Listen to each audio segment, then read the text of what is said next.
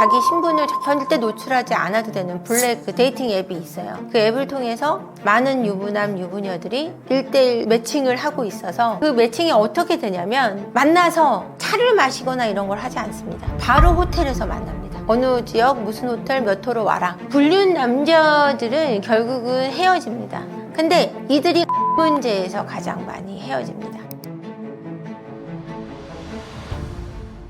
안녕하세요. 주식회사 리어그의 대표 세편이 한지연입니다. 부부 상담을 전문으로 하고 있고요.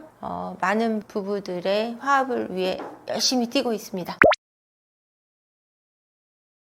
불륜 남녀들의 성지라고 하니까 제가 드릴 수 있는 말은 불륜은 어디에서든 일어난다 라는 얘기를 해드리고 싶어요. 불륜의 성지다 라고 얘기할 수 있는 곳은 특별하게 어디다 라기보다 어디서든 성지가 될 수 있는데 굳이 따지자면 요즘 같은 경우는 골프장, 그리고 오픈 채팅방, 그리고 앱, 스마트폰 안에 있다 라고 말씀드리고 싶어요. 그러니까 오프라인은 골프장이라든지 아니면은 뭐 배드민턴, 탁구, 테니스 뭐 이런 둘이 하는 운동들 있잖아요. 아니면 여럿이 모여서 오랜 시간 땀을 흘려야 되는 곳, 이런 곳은 다 불륜의 성지라고 할 수 있고요. 스마트폰 안에 있는 앱들, 틴더라는 앱을 혹시 아시나요? 그 앱이라든지 그거 말고 또 블랙 앱이 또 따로 있습니다. 그런 앱에 관련된, 그러니까 자기 신분을 절대 노출하지 않아도 되는 블랙 그 데이팅 앱이 있어요. 그 앱의 종류가 굉장히 다양한데 그 앱을 통해서 많은 유부남 유부녀들이 1대1 매칭을 하고 있어서, 근데 그 매칭이 어떻게 되냐면 만나서 차를 마시거나 이런 걸 하지 않습니다. 바로 호텔에서 만납니다. 몇 호, 어느 지역 무슨 호텔 몇 호로 와라. 그러니까 뭐 앱이 있잖아요. 야놀자 라든지 아고다라든지 이런 앱을 통해서 예약을 해놓고 몇 호로 가 있어라 라고 얘기를 하는 겁니다. 거기서 만나서 바로 관계를 가지고, 그리고 나서 좋으면 다시 만나는 거고 안 좋으면 그냥 say goodbye 하는 식으로 불륜이 일어나고 있습니다. 그러다 보니까 뭐 성지다라고 할 만한 곳은 특별하게 없는데, 오프라인은 제가 왜 골프장을 얘기하냐면 골프장은 이제 넷이 치잖아요. 그러니까 보통 아내분들, 남편분들 내 여자들끼리만 간다라고 안심하거나 남자들끼리 간다 그러면 이제 안심을 하는데, 골프를 치면서 불륜이 일어나는 게 아니에요. 골프를 치다 보면 이제 그늘집에 가거나 중간에 나인홀 돌고 나서 거기서 이렇게 모여 있습니다. 남자 여자 넷이 모여 있으면 그때 같이 뭐 음식을 뭐 전달해 준다거나 아니면 대신 시켜준다거나 아니면 그때 말을 걸고 끝나고 다 돌고 나서 저녁을 먹으러 가자거나 이렇게 하기도 하고요. 요즘에 신종 직업이 있다 그래요. 놀라실 텐데요. 골프장을 가면 조인을 시켜주는 매칭 매니저가 있습니다. 그래서 남자팀 여자팀을 섞어주는, 그래서 한번 그 매칭을 해줄 때마다 5만 원에서 10만 원을 받는 매칭 매니저들이 있어요. 그래서 그 자리에서 매칭을 시켜주고 넷넷 같지만 둘둘 치는 거예요. 그렇게 해서 그날로 성매매까지 이루어지는, 그래서 풀뱀도 있다라는 얘기가 돌잖아요. 요즘에. 그럼 풀뱀이요? 라고 놀라시는 분들이 있는데 골프장에 있는 꽃뱀들을 이제 풀뱀이라고 표현하는 겁니다. 그러다 보니까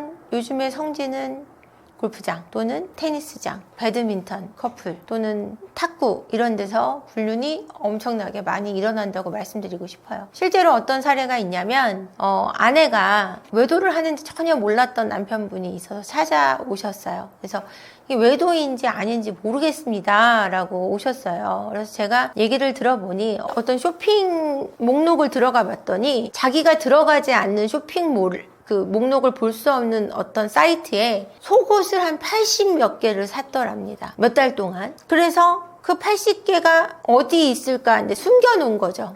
근데 찾아보니까 집에 있는 것도 있고 없는 것도 있는데 이게 바람이냐 아니냐 저한테 여쭤보셨어요. 그래서 그 80 몇 개 정도면 바람이다 라고 제가 얘기를 했거든요. 그것만 보고 말씀드린 건 아니에요. 다른 것도 있었어요. 애들 학원 간 사이에 4시간 5시간 이 라이드 하고 나서 비는 시간에 연락이 안 된다든지 이런 게 있었어요. 이건 바람일 거다라고 제가 말씀을 드렸는데 결국은 따라 붙어서 그 아내의 행적을 다 파괴됐습니다.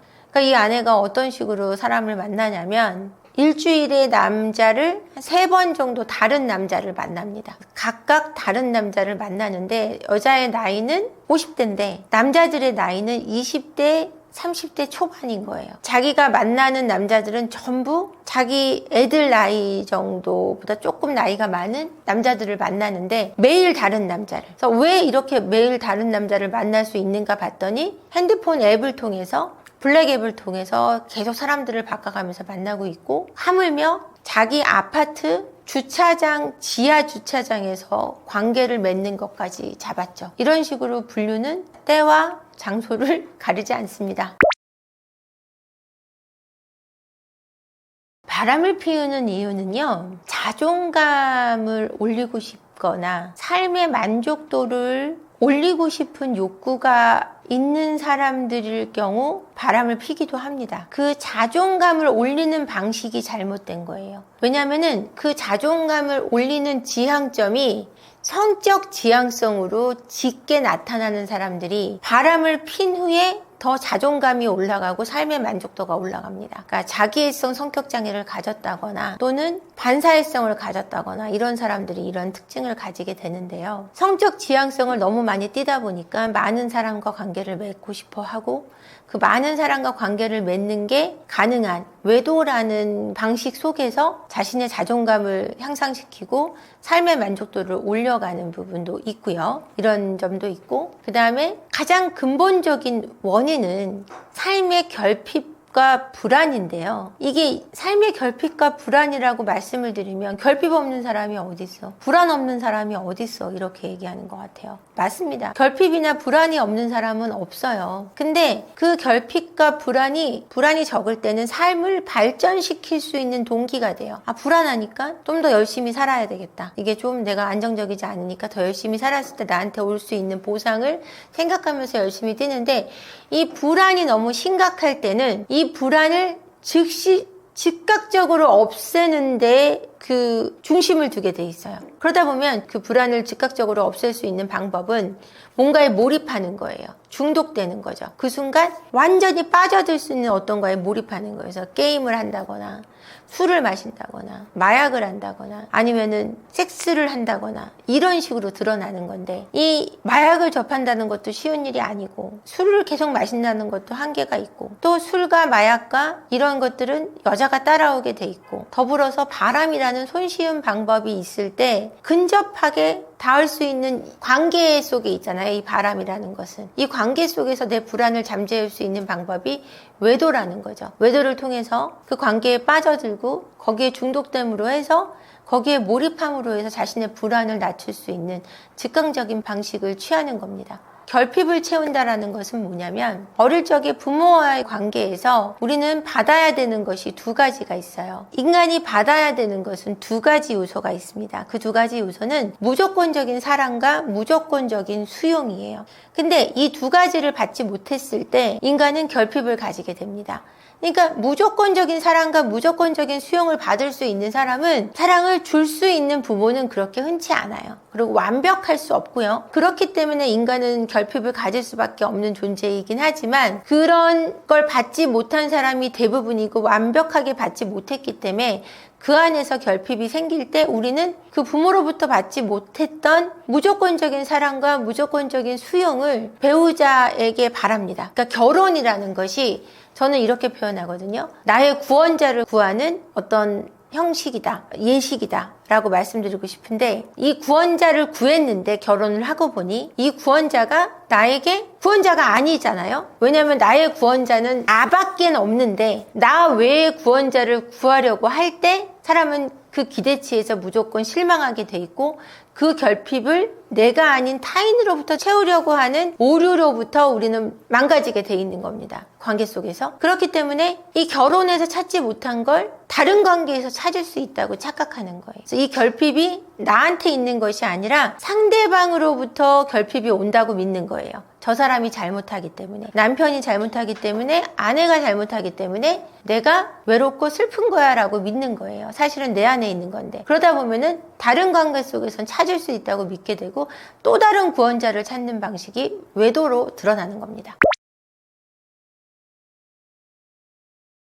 불륜 남자들은 결국은 헤어집니다. 왜냐하면 어떤 법적인 안전한 제도 속에 있는 것도 아니고, 그들이 어떤 견고한 믿음 안에서 만나고 있지도 않습니다. 당연하겠죠? 다 타인을 속이는 사람이 나는 속이지 않을까요? 사람은 관계 속에 일관성을 갖습니다. 나에게 예의 바른 사람, 타인에게도 예의가 바르고 타인에게 존중을 줄 줄 아는 사람은 나한테도 존중을 주는데 타인을 그렇게 속이면서 나를 만나는 사람이 나는 속이지 않을까요? 그러다 보면은 서로 이제 불신 가운데 만나고 있다고 해도 과언이 아닌데요. 그럼 불신을 가진 사람들이 얼마나 오래 갈 수 있을까요? 근데 정말로 오래 가는 불륜 커플도 있어요. 뭐 10년을 사귀었다더라, 15년을 사귀었다더라 이런 불륜 커플들도 봤는데 이들도 결국은 다 드러나서 헤어지거나 아니면은 서로의 관계 속의 불신이나 금전적인 문제 또는 다른 남녀 문제로 헤어지는 경우가 많습니다. 근데 이들이 가장 많이 무너지는 것은 무엇이냐면 돈 문제에서 가장 많이 헤어집니다. 그래서 제가 상담을 하면서 불륜 남녀가 헤어지게 만드는 방법 중에 제일 빠른 것은 제가 봤을 때 상간소송이었거든요. 상간소송을 했을 때 왜 헤어지냐면 돈을 물어내야 되는 상황이 오기 때문이에요.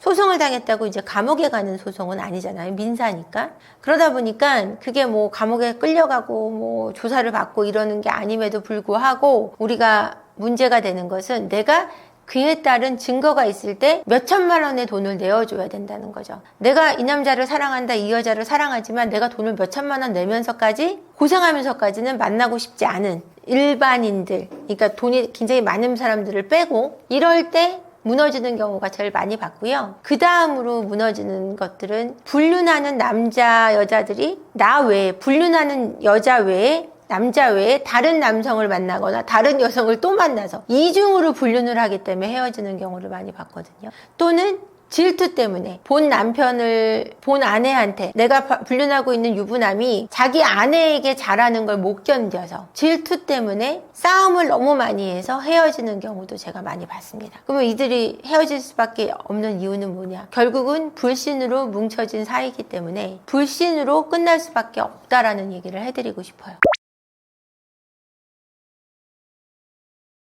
불륜을 저지르는 사람들은 가정으로 돌아오고 싶어 하는 경우가 더 많습니다. 그렇지 않은 경우도 한 20-30%가 되긴 하는데 처음 불륜을 저지르면서 불륜을 끝으로 내 가정을 끝내야 되겠다 하는 사람은 없어요. 시작하면서. 그러니까 처음에는 가볍게 그냥 밥 먹는 거 정도가 나빠? 이런 마음으로.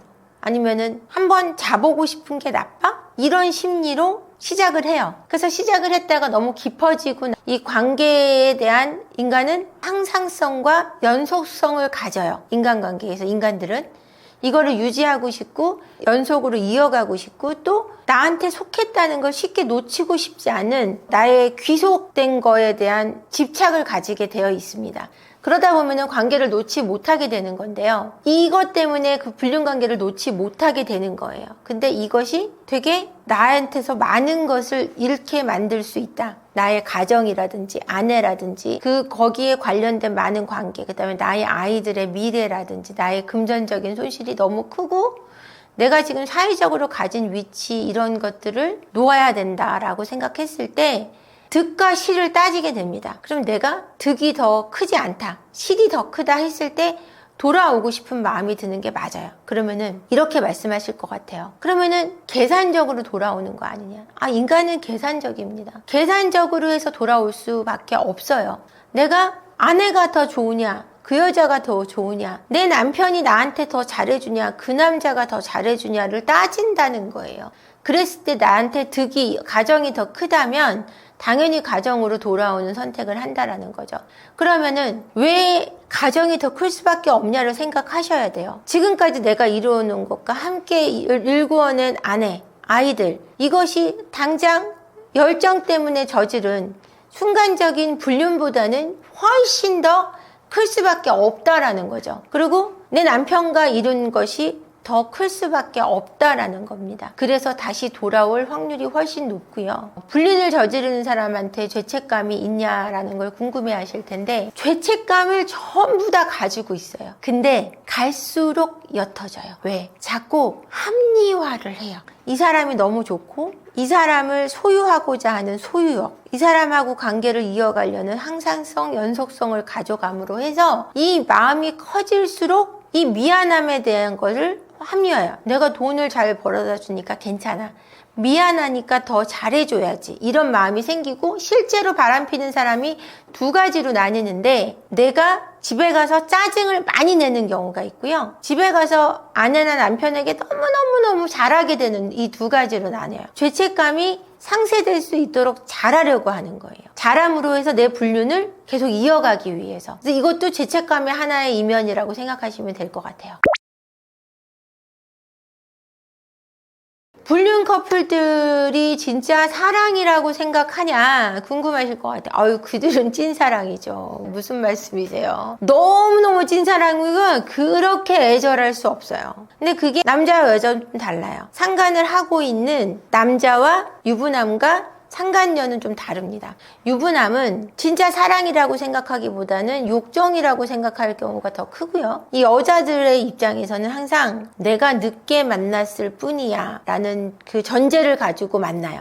그러니까 내가 조강지처지 저 여자는 식충이야 라고 생각해요. 이 남자의 돈을 뺏는 식충일 뿐 나는 진짜 이 남자의 사랑이니까 내가 와이프야. 내가 정말 사랑이야 라고 믿고 만나요. 근데 유부남들 같은 경우는 이혼을 잘 하지 않습니다. 왜냐하면 진짜 사랑이 아니거든요. 내가 지켜야 될 것 득이 더 큰 곳이 내 사랑인 거예요. 내 아내를 사랑하는 사람도 있습니다. 그래서 이 말을 제가 말하면서 왜 웃냐면 사랑하면서 바람 피는 남자들 얘기하려니까 웃겨요. 사랑합니다. 아내를, 남편들도. 바람 피면서도 그 자기의 성적 다양성을 욕구를 참지 못하고 또 다른 이성들에게 갖는 호기심, 성적 지향성을 놓지 못하는 것 뿐이에요. 그렇기 때문에 사랑이라고 믿기보다는 나는 엔조이하는 거야 라고 합리화함으로 해서 이 바람을 이어갈 수 있는 경우가 훨씬 많아요. 중년들이 불륜하는데 민감한 점은요. 제일 민감한 거는 내 삶의 바운더리를 이 상간자가, 상간녀가 지켜줄 것인가가 가장 커요. 내 와이프한테 내가 뭘 해주던 말던 관여할 것인가. 내가 내 아이들하고 행복해하는 시간을 지내는 걸 이 여자가